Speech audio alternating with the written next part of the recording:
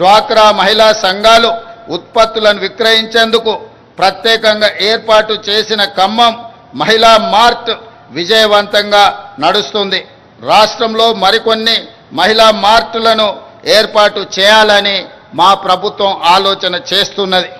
అదేవిధంగా మిత్రులారా, ఆహార ధాన్యాల కొరత నుండి ఆహార సమృద్ధి సాధన వరకు ఈ దేశంలో వ్యవసాయ రంగానికి ప్రాధాన్యత ఇచ్చి రైతును రాజును చేసిన చరిత్ర కాంగ్రెస్ ప్రభుత్వాలది.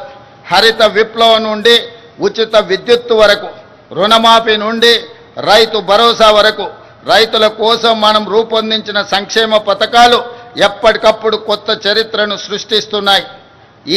ఆ వారసత్వాన్ని ప్రజా ప్రభుత్వం కూడా మరింత గొప్పగా కొనసాగిస్తుంది. రాష్ట్రంలో 25,35,000 మంది రైతులకు 20,616 కోట్ల రూపాయల రైతు రుణమాఫీ చేసి రుణ విముక్తులను చేసిన రాష్ట్రము దేశంలోనే తెలంగాణ మొట్టమొదటిది. మాఫీ ఈ దేశంలో ఏ రాష్ట్రం చేయని విధంగా రైతులను ఆదుకునే ప్రయత్నం మా ప్రభుత్వం చేస్తున్నది. ఇందిరమ్మ రైతు భరోసా కింద 9 రోజుల్లో 9,000 కోట్ల రూపాయలు రైతుల ఖాతాలో వేసి పెట్టుబడికి భరోసా ఇచ్చాం. ఆర్థిక పరిస్థితి సహకరించకపోయినా రైతుల సంక్షేమ విషయంలో రాజీ పడలేదు. కేవలం ఏడాది కాలంలో 1,04,000 కోట్ల రూపాయల రైతు ప్రయోజనాలపై ఖర్చు చేసిన ప్రభుత్వం ఈ దేశంలో మరొకటి లేదు. 7,178 కొనుగోలు కేంద్రాలను ఏర్పాటు చేసి రైతుల వద్ద చివరి గింజ వరకు ధాన్యం కొంటున్నాం. ధాన్యం కొనుగోలు చేసిన 48 గంటల్లోనే రైతుల ఖాతాలో జమ చేస్తున్నాం. సన్నాలకు క్వింటాల్కు 500 రూపాయల బోనస్ ఇస్తున్నాం. రాష్ట్రంలో 29 లక్షల వ్యవసాయ మోటార్లకు 24 గంటల ఉచిత విద్యుత్తు అందిస్తున్నాం. దీనికోసం రాష్ట్ర ప్రభుత్వం 16,691 కోట్ల రూపాయల సబ్సిడీని విద్యుత్ సంస్థలకు చెల్లిస్తున్నాం. గత ఏడాది 2,90,2.90 కోట్ల టన్నుల ధాన్యం ఉత్పత్తిలో దేశానికే తెలంగాణ ఆదర్శంగా నిలిచింది. ఈ ఏడాది 2,80,00,000 మెట్రిక్ టన్నుల ధాన్యం ఉత్పత్తిలోనే దేశం అగ్రస్థానంలో నిలిచింది. అదేవిధంగా మిత్రులారా, ప్రజాప్రభుత్వం తొలి 20 నెలల్లోనే ఎలాంటి వివాదాలకు ఆస్కారం లేకుండా సుమారు 60,000 ప్రభుత్వ ఉద్యోగాల భర్తీ చేశాం. పోటీ పరీక్షల నిర్వహణలో అత్యంత పారదర్శకతతో వేగంగా ఫలితాలు వెల్లడించి నియామక పత్రాలు అందించాం. ఈ దేశ పరిపాలన వ్యవస్థలో తెలంగాణ భాగస్వామ్యం ఉండాలి. అందుకే అఖిల భారత సర్వీసులకు వెళ్ళాలని కోరుకునే తెలంగాణ బిడ్డల కోసం ప్రభుత్వం అండగా నిలుస్తుంది.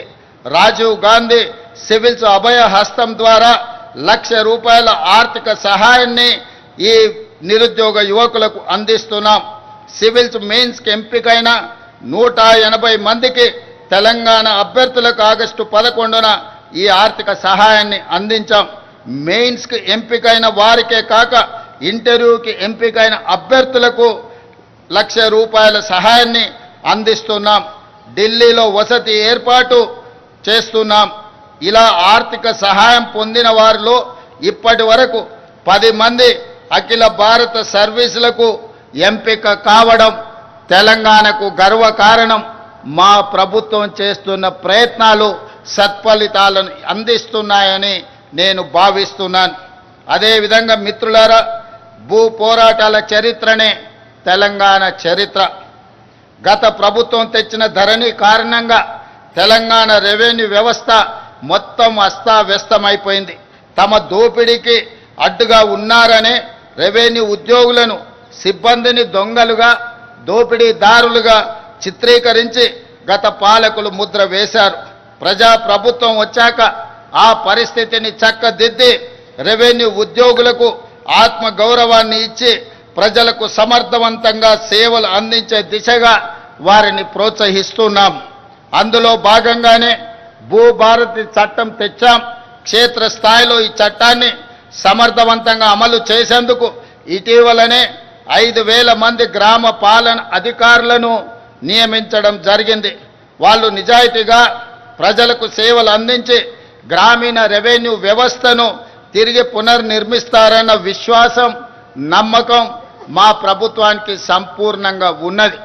ఈరోజు సాదా బైనామాలు కావచ్చు, భూభారతికి సంబంధించిన సమస్యలు కావచ్చు, ఈ గ్రామ పాలన అధికారులు ప్రజలకు చేరువై ఈ సమస్యల్ని పరిష్కరించాలని మా ప్రజా ప్రభుత్వం భావిస్తున్నది.